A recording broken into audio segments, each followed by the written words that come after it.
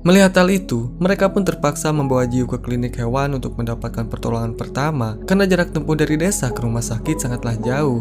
Sehingga saat tersadar, Jiu pun langsung dibuat terkejut ketika melihat seekor ayam yang ada di dekatnya.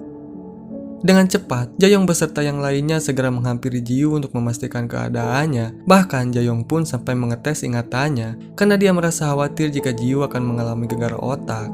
Namun untungnya Jiu tidak mengalami cedera sama sekali.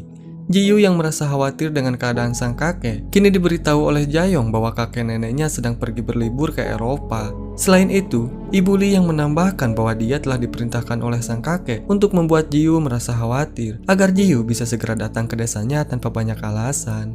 Setelah itu, Ibu Li pun memberikan kunci rumah dan klinik hewan milik sang kakek kepada Jiu. Tak lama kemudian, kepala polisi yang bernama Huang Mansung tiba-tiba datang ke klinik dengan perasaan yang cemas karena sebelumnya dia telah mendapatkan kabar bahwa ada warga yang tak sadarkan diri. Melihat hal itu, Jayong pun memberitahu bahwa kondisi Jiu baik-baik saja dan kejadian yang telah menimpanya adalah murni karena kesalahpahaman. 한 원장님 손자분이 착각해서. 죄송스러워서. Lalu tak lama kemudian, Jiu mendapatkan telepon dari sang kakek yang menyuruhnya untuk datang ke rumah dan membaca surat yang telah dia tinggalkan. Selain itu, sang kakek pun meminta Jiu untuk menjaga kliniknya sampai mereka kembali dari liburan. Hal itu dia lakukan karena klinik itu adalah satu-satunya klinik hewan yang ada di desa mereka.